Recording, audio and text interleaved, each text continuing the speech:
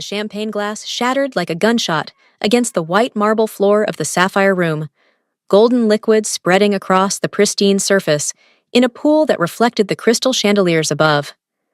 Solani stumbled backward, her arms windmilling as Heather's second shove sent her careening toward the terrace edge overlooking Wacker Drive. The Chicago wind howled through the open doors, 20 stories of empty air waiting just beyond the velvet ropes. "Look at what you've done, you clumsy girl!" Heather's voice cut through the jazz quartet like a serrated blade, her words dripping with venom that could kill at 20 paces.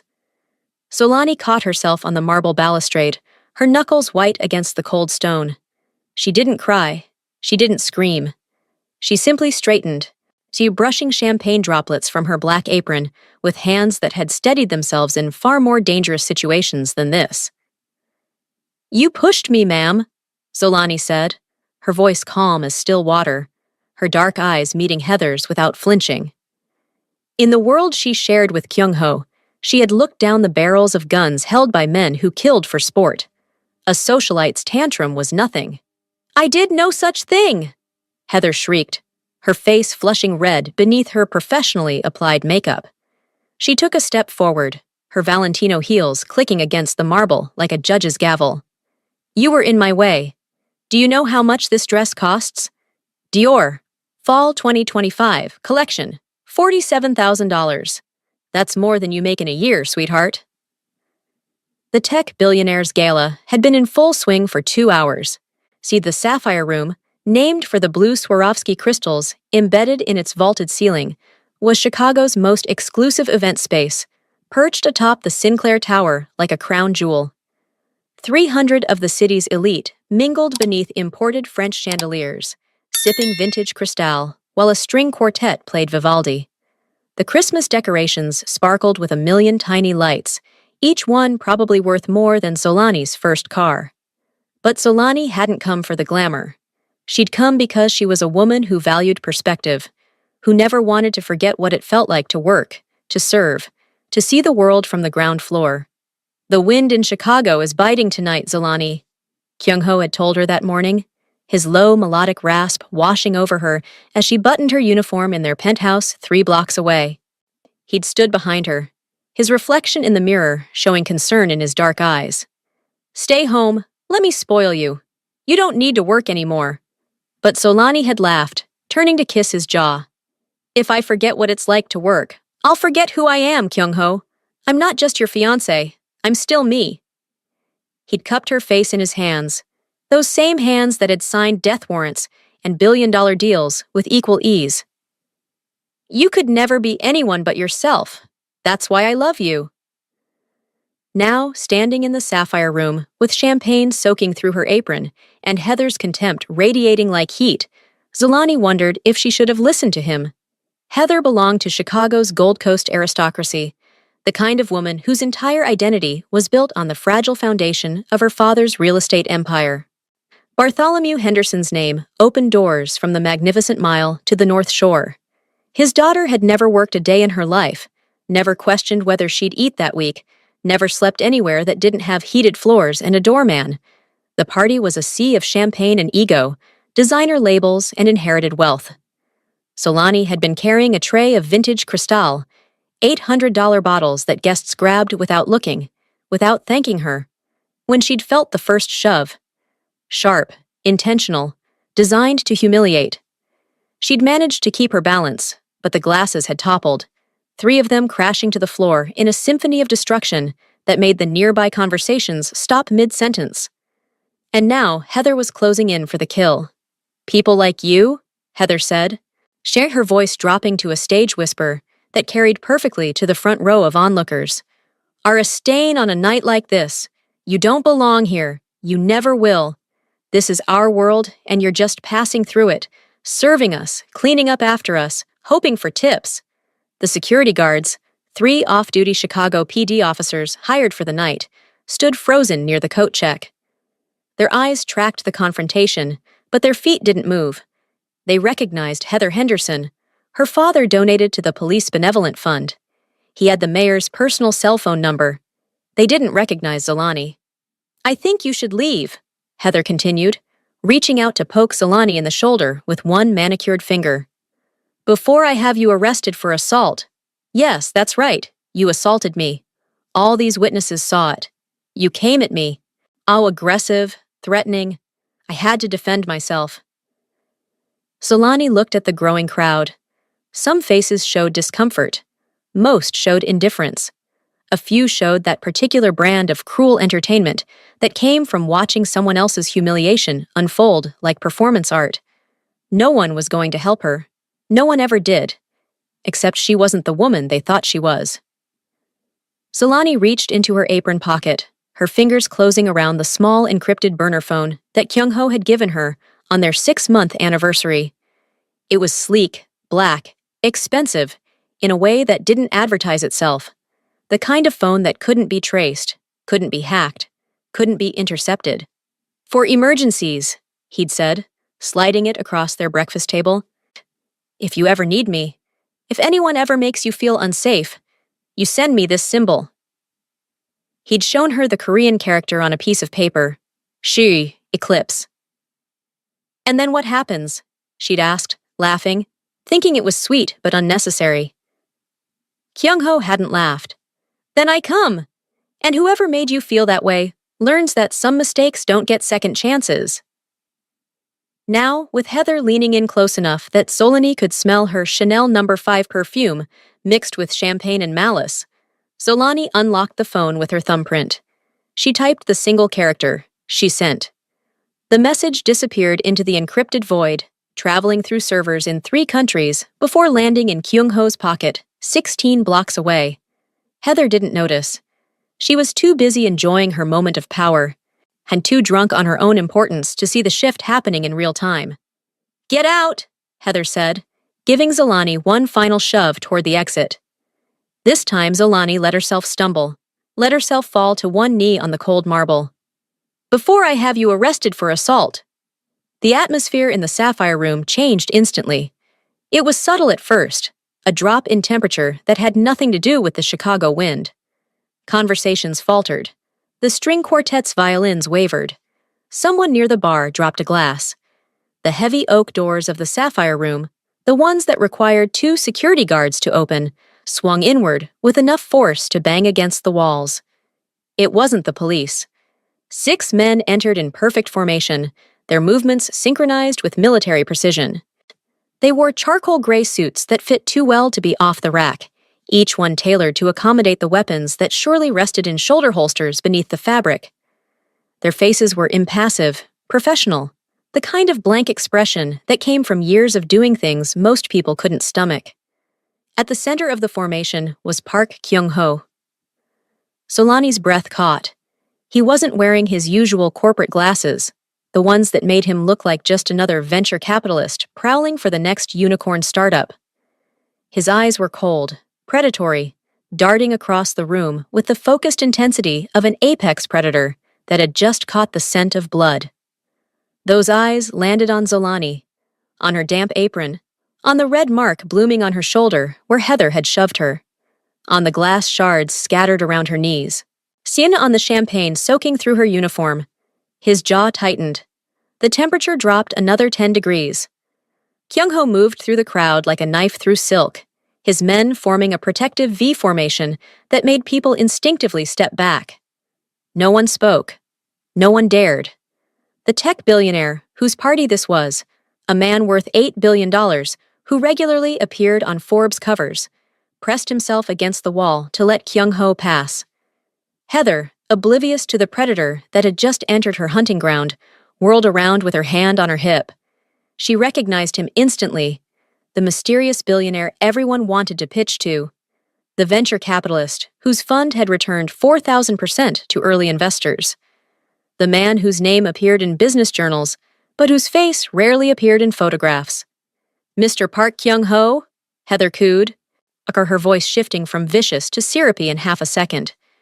She placed a hand on his arm, her red nails bright against his charcoal sleeve. I am so sorry you had to witness this scene. This waitress is completely unstable. She just tried to attack me. She dropped expensive champagne, made a scene, and when I asked her to leave, she became aggressive. I had to defend myself. Kyung-ho looked down at Heather's hand on his sleeve. He stared at it the way someone might stare at a poisonous spider that had just crawled onto their skin, with absolute disgust and the calculation of exactly how to remove the threat. He didn't speak to her. He didn't acknowledge her at all.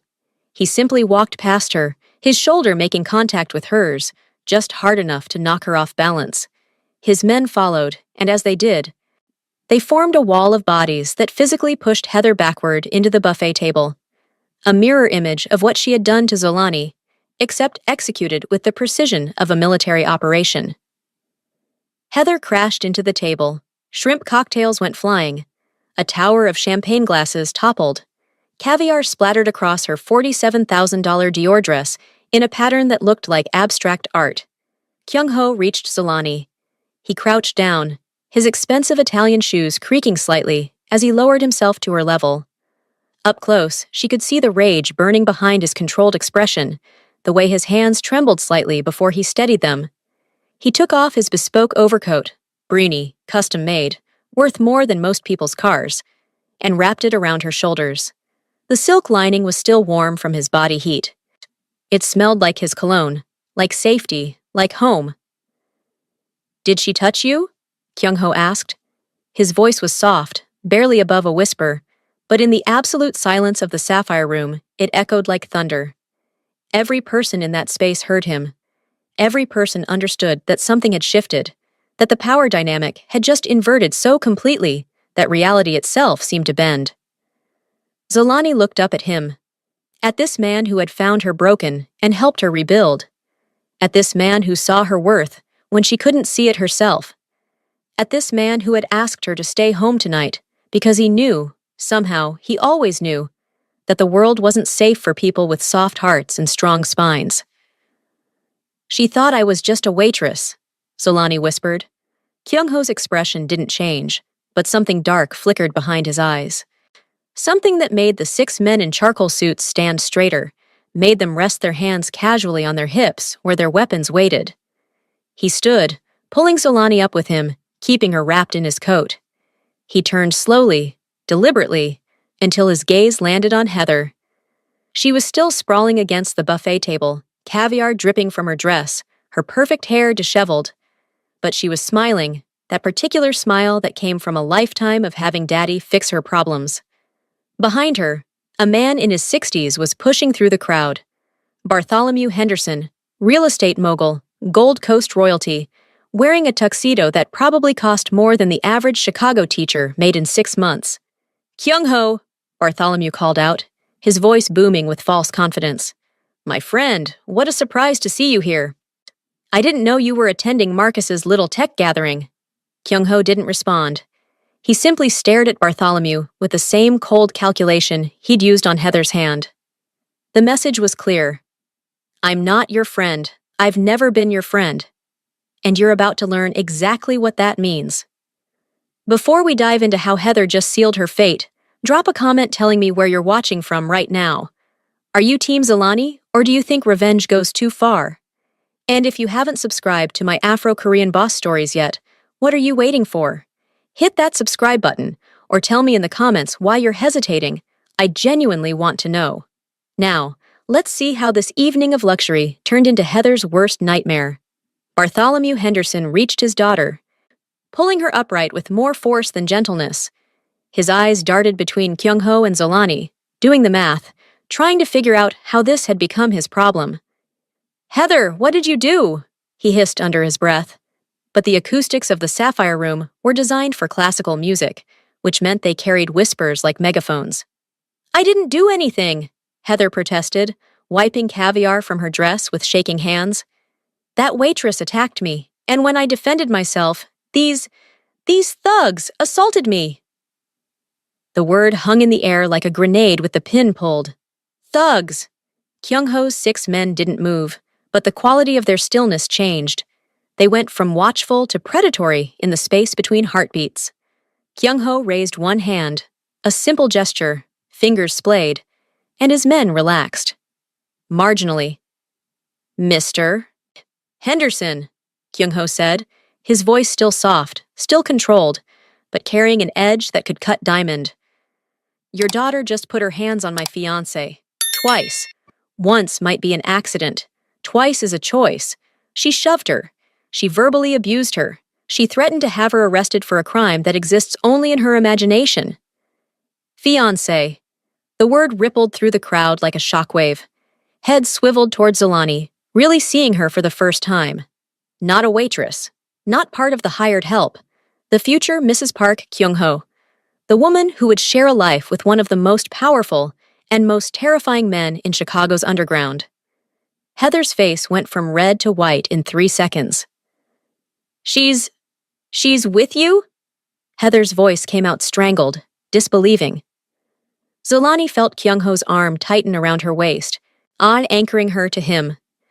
She leaned into his warmth, into his strength, feeling the tremors that still ran through her body. Not from fear, from something older, something deeper. Memory. She'd been shoved before, pushed, told she was worthless, told she was a stain, 6 years ago, by a man who was supposed to love her. I need to leave, Zolani whispered to Kyung-ho, her voice cracking despite her best efforts.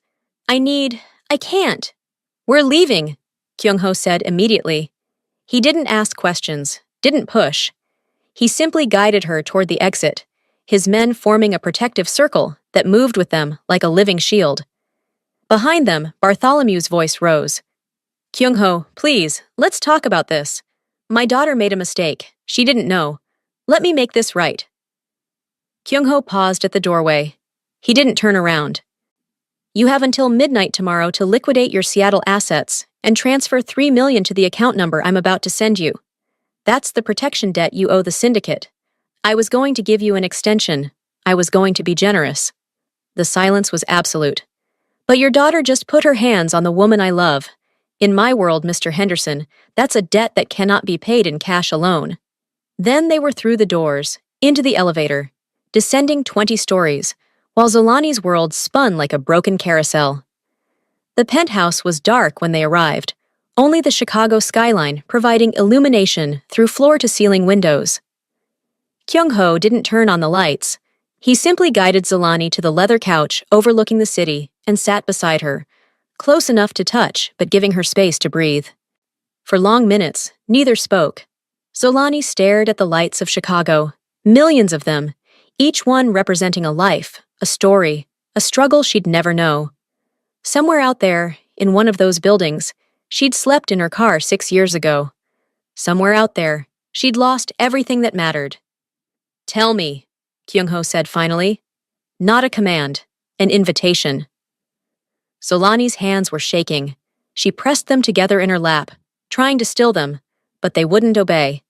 Kyung-ho covered them with his own, his warmth seeping into her cold fingers.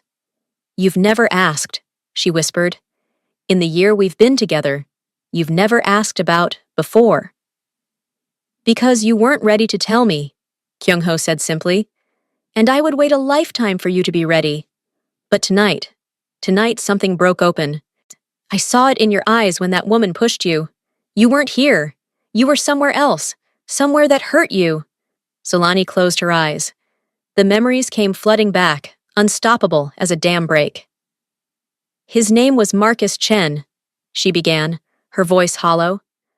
I met him 7 years ago when I was teaching English in Los Angeles. He was a businessman, or that's what he told me. Import-export. He had money, not rich, but comfortable. He was charming, funny. He said all the right things. Kyung-ho said nothing, just held her hands tighter. We dated for 2 years. He talked about marriage, about kids, about building a life together. I believed him. God, I believed every word. Her laugh was bitter. I was so stupid. You were trusting, Kyung-ho corrected gently. That's not the same as stupid. I got pregnant, Zolani continued, the words coming faster now, like poison she needed to purge. 6 years ago, March 15th. I remember the exact date because it was the happiest day of my life. I took 3 tests to be sure. I bought a little pair of baby shoes, yellow because we didn't know if it was a boy or girl yet. I was so excited. She could still see those shoes, perfect and tiny in her hands. I told Marcus that night over dinner. I'd made his favorite meal, Kalbi, because he loved Korean food. I'd set up candles. I had the baby shoes in a gift box. I thought he'd be happy. He wasn't, Kyung-ho said, his voice tight. He smiled, Zolani said. That's what I remember most. He smiled and said congratulations, and asked me all the right questions. When was I due? Had I told anyone else? What did I want to name the baby? We talked for hours. We made plans. He kissed me goodnight and said he loved me. She paused, swallowing hard. The next morning, I woke up and he was gone. Not just out for breakfast. Gone. His clothes, his laptop, his documents. Everything. Just erased. Like he'd never existed. Kyung-ho's jaw clenched so hard, she heard his teeth grind. He left a note on the kitchen counter. 3 sentences. I can still recite them word for word. I'm not ready for this responsibility. I'm liberating myself from a situation that doesn't serve my growth. Take care of yourself. And the money? Kyung-ho asked, though his tone suggested he already knew the answer. Gone. All of it. Solani's voice cracked. We had a joint account. I'd put my entire teaching salary savings in there. $47,000. It was supposed to be for our future, for a house down payment. He cleaned it out. Cease every cent, along with the $3,000 in my personal account, because I'd given him access in case of emergency. She felt Kyung-ho's rage radiating off him in waves, but his hands remained gentle on hers. I couldn't make rent on my apartment. I was a teacher. I made $38,000 a year before taxes. Without that savings, without Marcus's income, I had nothing. The landlord gave me 2 weeks. I used that time trying to find Marcus. I called his phone. Disconnected. I went to his office. The business didn't exist. The address was a UPS store. I filed a police report. They said it was a civil matter, not criminal. They couldn't help me.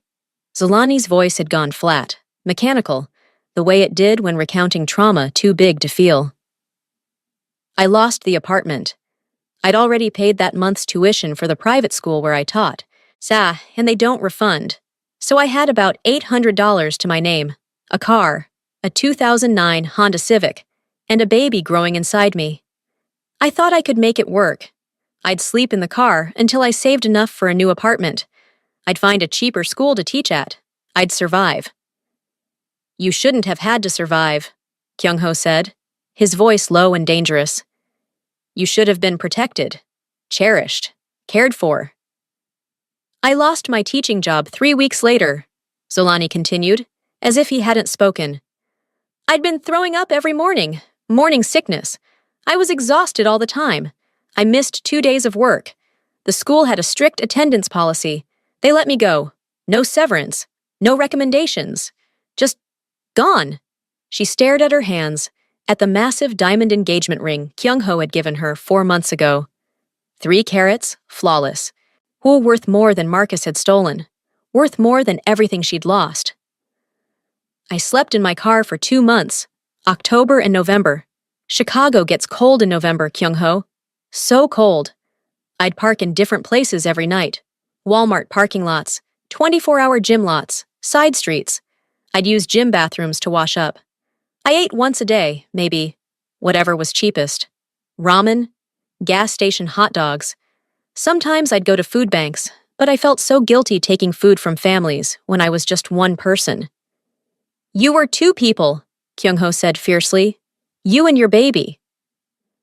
I was 6 months pregnant when it happened, Solani whispered. December 3rd. I was parked behind a Target. I'd worked a few shifts doing temp retail work, wrapping presents for last-minute shoppers, $10 an hour. I'd made enough for actual dinner, chicken sandwich and fries. I was eating in my car, and I felt wrong. Cramping. Bad cramping.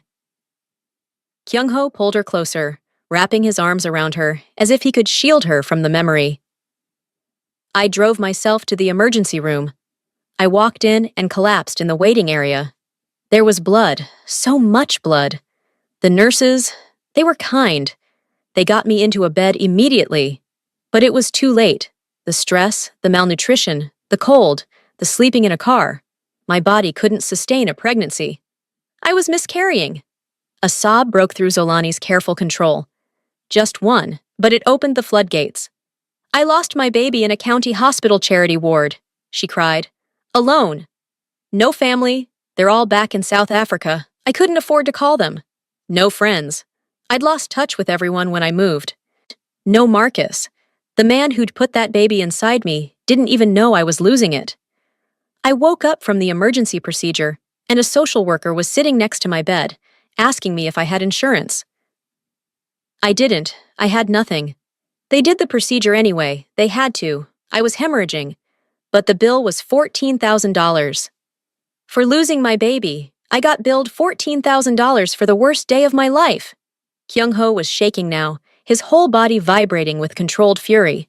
But his voice remained soft when he spoke. Where is he now? Marcus Chen. Where is he? I don't know, Zolani said. I never found him. After I got out of the hospital, I had nowhere to go. The hospital social worker helped me get into a women's shelter. I stayed there for 6 weeks. Then I moved to a shared apartment with 4 other women. We each had a corner of the living room. I worked 3 jobs: waitress, dog walker, overnight stock clerk at Target. She wiped her eyes with the back of her hand. It took me 4 years to save enough money to leave Chicago, 4 years to pay off that medical debt, 4 years to rebuild myself from nothing. I decided to start over somewhere new. Somewhere Marcus couldn't find me even if he tried. Somewhere I could be free. Korea, Kyung-ho said. Korea, Zolani confirmed. I'd always loved Korean culture. The food, the language, the respect for hard work. I used the last of my savings to buy a plane ticket to Seoul. I got a job teaching English at a hagwon. I lived in a tiny goshiwon, a room the size of a closet. But it was mine. It was clean. It was safe. And slowly, so slowly, I started to heal. She turned to look at Kyung-ho. Really look at him. And this man who had somehow seen past her scars to the woman beneath. I met you a year ago, she said softly. I was waitressing at that private restaurant in Gangnam, working a second job to save for a bigger apartment. You came in with your business associates. Everyone was terrified of you. The manager told us to be perfect, to not make eye contact, to not speak unless spoken to. That's Park Kyung-ho, he said. He owns half of Seoul. Don't mess this up. A ghost of a smile crossed Kyung-ho's face. But you brought me the wrong wine, he said. I brought you the right wine, Zolani corrected. You'd ordered the 2015 Burgundy, but I could tell from the menu you were ordering that you actually wanted the 2012. The 2015 is sweeter. It would have clashed with the beef course. So I brought you the 2012 and apologized for the mistake. And I knew immediately that you were smarter than everyone else in that room combined, Kyung-ho said, including me. You asked me to sit down. Your associates looked horrified, but you dismissed them and asked me about wine. We talked for 2 hours. You never once made me feel like the help. You asked my opinions. You listened. You saw me. I saw everything, Kyung-ho said fiercely. I saw your strength, your grace, your intelligence, your survivor's heart. I saw a woman who had been beaten down by life and had gotten back up. I saw a queen. You asked me to dinner the next day, Zolani continued. Then dinner the next day, then dinner every day for a month. You never pushed, never demanded. You just showed up. You learned Zulu phrases to make me laugh. You found South African restaurants in Seoul. You asked about my dreams, my fears, my past. And when I finally told you about Marcus, about what he did, you held me exactly like you're holding me now and said, he was a fool, and you are mine now. No one will ever hurt you again. I meant it, Kyung-ho said. I mean it. 6 months later, you proposed.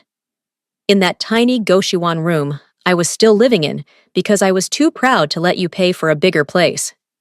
You got down on one knee in a space the size of a bathroom and said, marry me.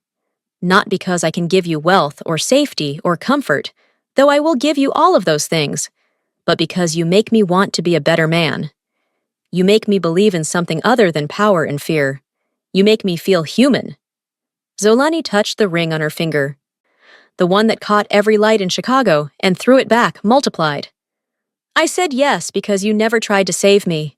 You never treated me like I was broken.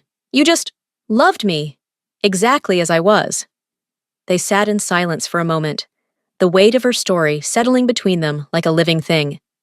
Tonight, Zolani said quietly, when that woman shoved me, I was back in that hospital, back in that car, back in every moment where someone told me I was worthless, where someone treated me like trash, where someone decided my pain didn't matter. It matters, Kyung-ho said, his voice rough with emotion. Your pain matters. Your survival matters. You matter. And that woman, that spoiled, cruel woman who thinks her father's money makes her untouchable, she's going to learn that some people in this world are protected. Some people are cherished. Some people are queens. He cupped her face in his hands, forcing her to meet his eyes. I love you, Zolani. I love your strength and your softness and your stubbornness. I love that you insisted on working tonight, even though I begged you to stay home. I love that you still see yourself as that teacher from Los Angeles when the rest of the world sees the woman who brought Park Kyung-ho to his knees. I don't want revenge, Zolani said, though even as the words left her mouth, she wasn't sure they were true. I just want to be free. Free from the fear that someone will push me again and I'll fall. Free from the voice in my head that says I deserved what Marcus did to me. Free from feeling like I'm still that girl sleeping in her car. Then I'll give you freedom, Kyung-ho promised. But first, I'm going to show that woman and her father what it costs to touch what's mine. Not because I'm cruel, but because in my world there are rules.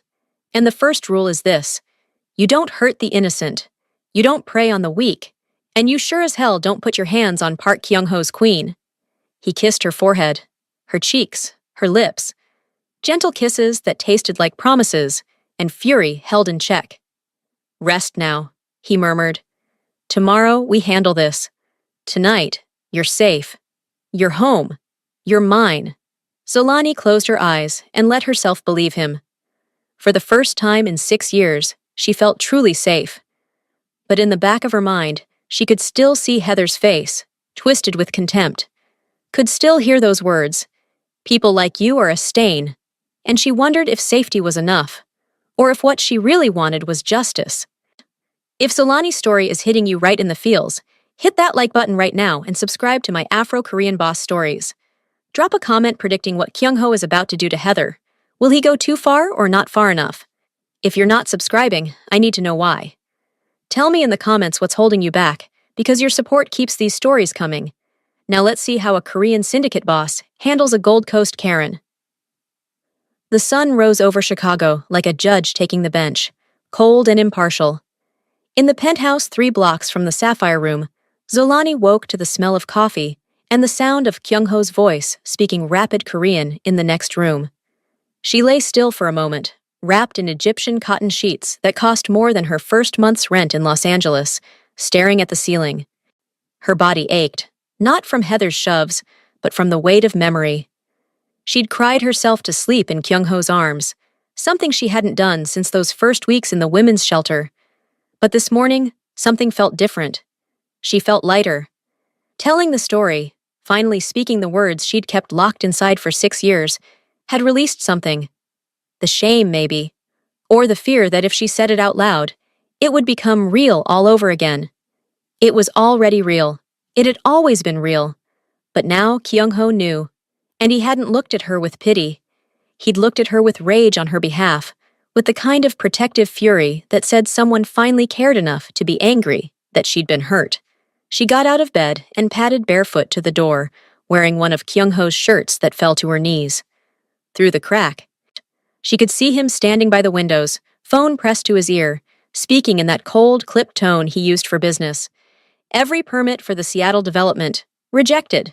The environmental impact study, have it flagged. I don't care if you have to write it yourself. Find something wrong with it. A pause. The Los Angeles project is further along, so hit it financially. Freeze the construction loans. I own shares in 3 of his creditor banks. Call in the favors. I want him bleeding money by Monday. Another pause. Longer this time. And the daughter, Heather Henderson? Pull her credit history.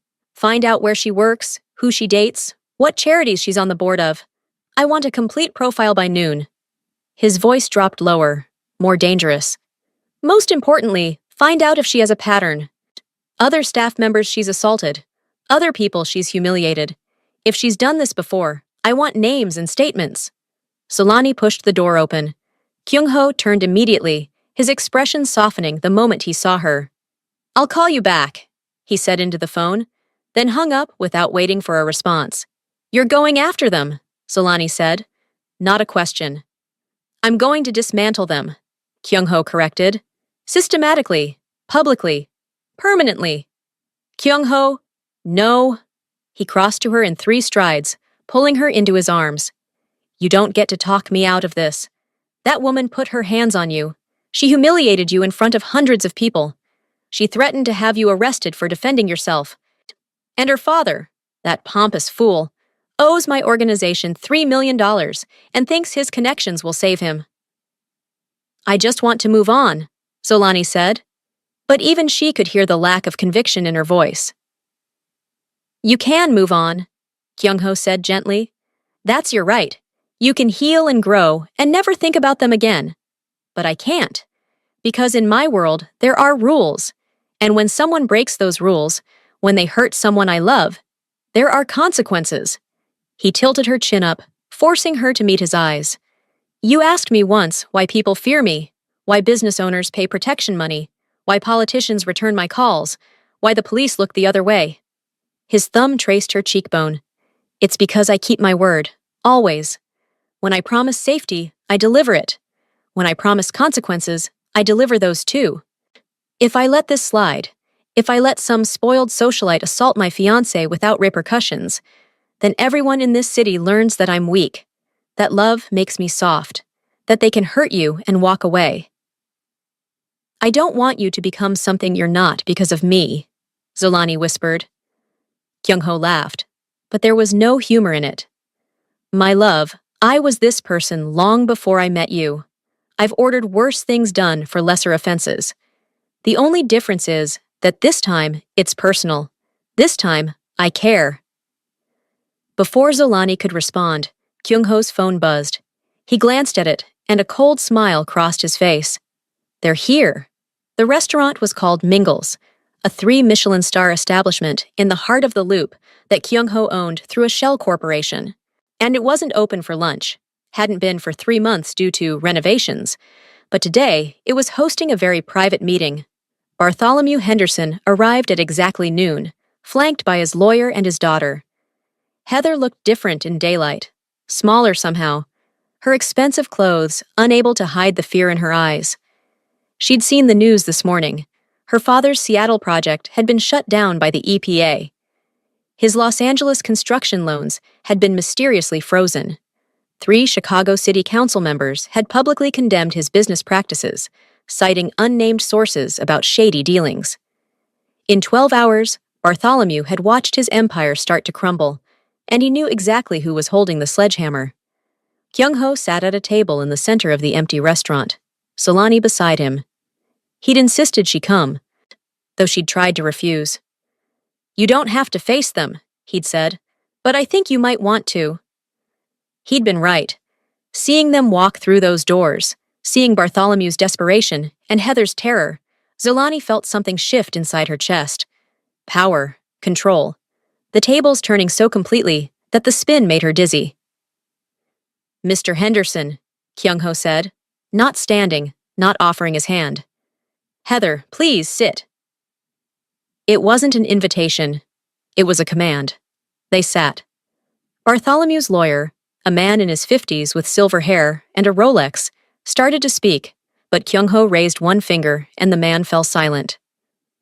Let's establish some ground rules, Kyung-ho said, his voice conversational, almost pleasant.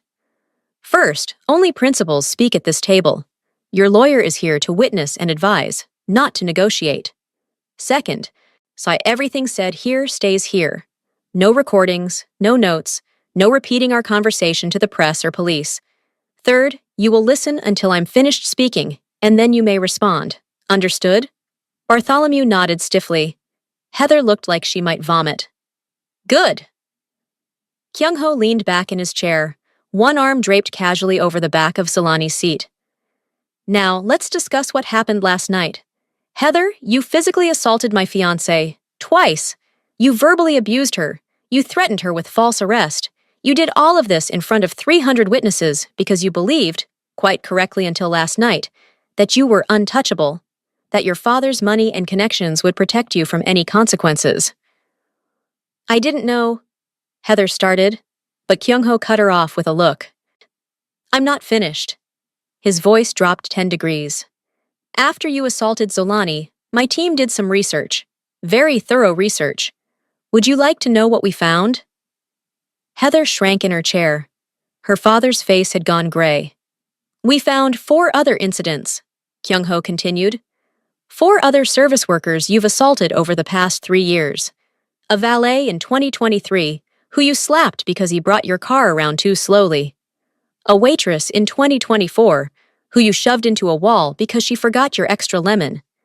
A coat check girl last month who you hit with your purse because she couldn't find your jacket fast enough. And a housekeeper, your family's housekeeper, who quit after you threw a wine glass at her head. Those were all, Heather tried again. Mistakes? Kyung-ho's eyebrows rose. Misunderstandings? That's what your father's lawyers called them when they paid settlements to make the stories go away. $10,000 here, $25,000 there. Always just enough to buy silence, never enough to make headlines. He pulled a folder from beneath the table and slid it across to Bartholomew. Those are sworn statements from all 4 victims. They've agreed to go public. I've also arranged for several news organizations to run stories about the pattern of abuse. By tonight, Heather Henderson will be trending on every social media platform as Chicago's most entitled socialite. You can't, Bartholomew started. I can, Kyung-ho interrupted, and I will, unless we come to an understanding. What do you want? Bartholomew asked, his voice hoarse. First, the $3 million you owe the syndicate. Wired to our account by 5 p.m. today. No extensions. No negotiations. Bartholomew nodded. Done. Second, you will sell your Chicago properties. All of them. I don't care who you sell them to, but you will be out of this city's real estate market within 90 days. That's my life's work, Bartholomew protested. That's what you should have considered before raising a daughter who assaults people for sport, Kyung-ho said coldly. Seattle is already shut down. Los Angeles is bleeding money. Chicago is all you have left, and I'm giving you the courtesy of an organized retreat instead of a total collapse. Take the offer. Bartholomew looked at his lawyer, who gave a subtle nod. What choice did he have? Fine, Bartholomew said bitterly. What else? Your daughter will make a public apology, not some vague statement released through PR. A real apology, on camera. To Zolani specifically, and to every service worker she's ever abused. It will run on 3 news networks and be posted to her social media accounts. Heather's face crumpled. Please, no, I'll be ruined. You should be ruined, Kyung-ho said flatly. You've been ruining other people's days, their sense of safety, their dignity for years. Now you get to experience what it feels like to be humiliated publicly. Consider it a learning opportunity. Is there anything else? Bartholomew asked, his voice resigned. Kyung-ho glanced at Zolani. She'd been silent throughout the meeting, but now she leaned forward slightly, her voice soft but clear. I want to know why, she said to Heather. I want to know what I did that made you think it was okay to treat me that way. Heather stared at her hands, tears streaming down her face. When she finally spoke, her voice was small. You didn't do anything. I was having a bad night. My fiancé told me he wanted to postpone the wedding. My father was angry with me about spending too much money. I was drinking. And then you were there, and you were just there. Easy. Available. Someone I could take my anger out on who couldn't fight back. Because I was a waitress, Zolani said. Because I thought you were just a waitress, Heather admitted. Someone who didn't matter. Someone who wouldn't have powerful friends or the ability to defend herself. I'm sorry. I'm so sorry. You're sorry because you got caught, Zolani said. Not because you hurt me. If I'd been alone last night, if Kyung-ho hadn't shown up, you would have gone home and forgotten about me by morning. You would have told your friends about the clumsy waitress who ruined your dress, and you would have laughed. Heather didn't deny it. Zolani stood, Kyung-ho rising with her. I accept your apology, Zolani said. Not because you deserve my forgiveness, but because I deserve peace. I'm going to walk out of here and never think about you again. You're going to walk out of here and spend the rest of your life knowing that you treated someone like garbage and it cost you everything. She turned to leave, then paused. One more thing, Heather. The next time you see a waitress or a janitor or a valet or anyone you think is beneath you, remember this moment. Remember that you never know who someone really is. You never know who they love. You never know who loves them. And you never know what they're capable of becoming. Then she walked out, on Kyung-ho's hand on the small of her back, leaving the Hendersons sitting in the empty restaurant with the ashes of their empire scattered around them. Outside, Chicago was brilliant with autumn sunshine. Zolani tilted her face up to the warmth, breathing deeply. How do you feel? Kyung-ho asked. Zolani thought about it. Really thought about it. Free, she said finally. I feel free. Kyung-ho smiled. A real smile, the kind he only gave her, and pulled her close. Good, he murmured against her hair. Because you are. You're free, you're mine, and you're never going to be afraid again. As they walked toward their waiting car, Zolani's phone buzzed. A news alert. Henderson real estate heir caught in abuse scandal. Multiple victims come forward. She deleted it without reading. She didn't need to read it. She'd already won. We're at the most intense part now. If you haven't hit subscribe on my Afro-Korean boss stories, do it now, or drop a comment explaining what's stopping you. Seriously, I want to understand. What do you think Heather deserves? Comment below with your judgment. Should Kyung-ho show mercy or finish the job? Keep watching because this story is about to take an even darker turn. The black SUV idled outside Mingles, engine purring like a satisfied predator. Kyung-ho opened the door for Zolani, his hand steady on her waist as she climbed inside. The leather interior smelled like luxury and safety, but something was wrong. Kyung-ho paused before entering, his eyes scanning the street with practiced efficiency. His hand moved subtly toward his hip, where Zolani knew he kept a pistol. What is it? She asked. Black van, he said quietly. Across the street. Doesn't belong to my fleet. Zolani followed his gaze and spotted it. A nondescript black van with dark windows, parked between a Honda and a delivery truck. The passenger window rolled down. The man inside was Asian, Korean, maybe 40, with a thick scar running through his right eyebrow. He wore a black suit and held a professional camera with a telephoto lens. He raised it deliberately, letting them see, then pressed the shutter. Once, twice, 3 times. White crane, Kyung-ho breathed. The man lowered the camera and held up a tablet, turning it so they could see footage from last night. Zolani on the ground, Heather shoving her. Kyung-ho arriving, his face twisted with protective fury. The man tapped the screen, zooming in on Kyung-ho's vulnerable expression. Then he smiled. The window rolled up. The van roared to life and disappeared into traffic. Get in, Kyung-ho commanded. Zolani obeyed. Kyung-ho slid beside her, barking orders in Korean to the driver and into his phone. Track that vehicle. Get me Jinsu. Tell him the white crane is in Chicago. He turned to Zolani, cupping her face. Who are they? She asked. Rivals. Based in Seoul. We've had a truce for 5 years, but they've been looking to expand into Chicago.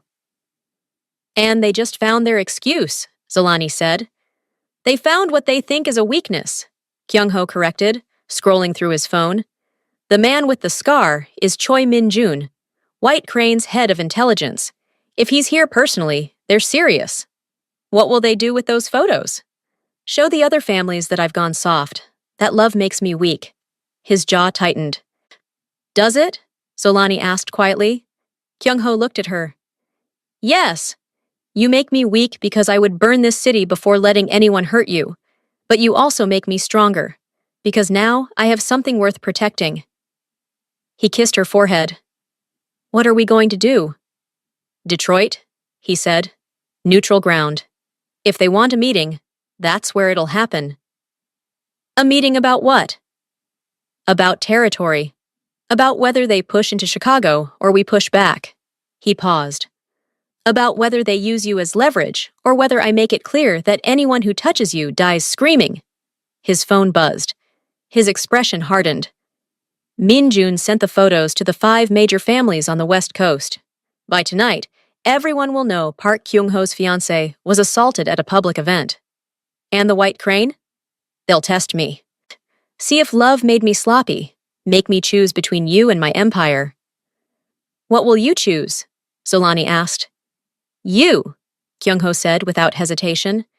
Every time. But I'll do it in a way that shows choosing you doesn't make me weak. It makes me ruthless. The man with everything to lose and refuses to lose it? He's unstoppable. The SUV turned onto Lakeshore Drive. When do we leave? Solani asked. Tonight. My jet is being fueled. We'll have 20 men. They'll have similar numbers. We meet in their warehouse, under their terms. Why? Kyung-ho's smile was predatory. Because confident men make mistakes. I only need them to make one. He pulled a silver pistol from his waistband, checked the magazine, and set it between them. This might get violent. The White Crane doesn't play by civilized rules. I know who you are, Zolani said. I'm not afraid. I'm afraid, Kyung-ho murmured. Of losing you. Zolani took his hand. Then I'll be your anchor. Your reminder that you're still human. Kyung-ho squeezed her hand. The war just moved to America, didn't it? Zolani asked. Kyung-ho nodded, pulling her close as Chicago blurred past. Get ready, he said. It's going to be a long night in Detroit. 1 week later, Zolani stood in the penthouse overlooking Chicago. The news played softly. Bartholomew Henderson's bankruptcy filing, Heather's viral apology. Detroit had happened. The White Crane meeting. 3 lieutenants had disappeared. The message was received. Chicago belonged to Park Kyung-ho. She touched her engagement ring. Her phone buzzed. Another interview request. The 5th this week. She declined. Her story wasn't for sale. You're up early, Kyung-ho said from the doorway. Couldn't stop thinking. About? What comes next? I can't just be your fiancé. I need purpose. What do you want? A foundation, Phoenix Rising, for single mothers abandoned during pregnancy. Housing, healthcare, job training, everything I didn't have. Kyung-ho's expression softened. How much do you need? 10 million to start. You'll have 20, and office space, legal support, whatever you need. I want to use my real story. No hiding. I want women to know survival is possible. You're not afraid of your past being public? I'm not afraid anymore. Heather tried to make me small, but reminded me how far I've come. Marcus stole my money and baby, but not my strength. I survived. I found you. Now I'll help other women do the same. She turned in his arms. A year ago, I slept in my car 3 blocks from here. Now I own the building.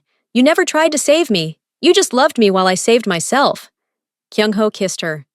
Every woman who walks through Phoenix Rising's doors will know she's not trash. She's a queen.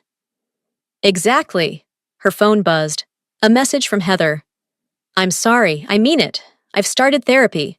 Zolani deleted it. She didn't need Heather's redemption. Do you ever think about Marcus? Kyung-ho asked. No. When I think of the past, I feel nothing. Just free. She watched the sun climb over Chicago. Somewhere in this city, a woman slept in her car. Somewhere, a mother chose between rent and food. Soon, they'd have somewhere to go. Phoenix Rising. I love you, Kyung-ho murmured. I love you too.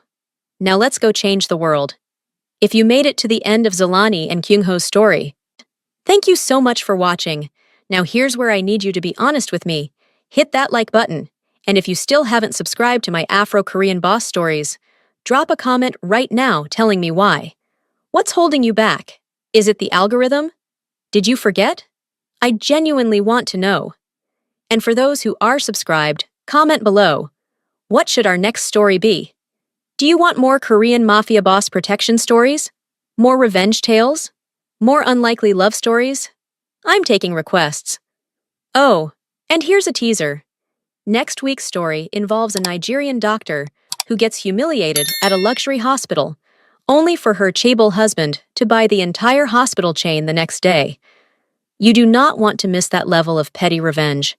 See you in the next story, and remember, never underestimate the quiet ones. They might just be queens in disguise.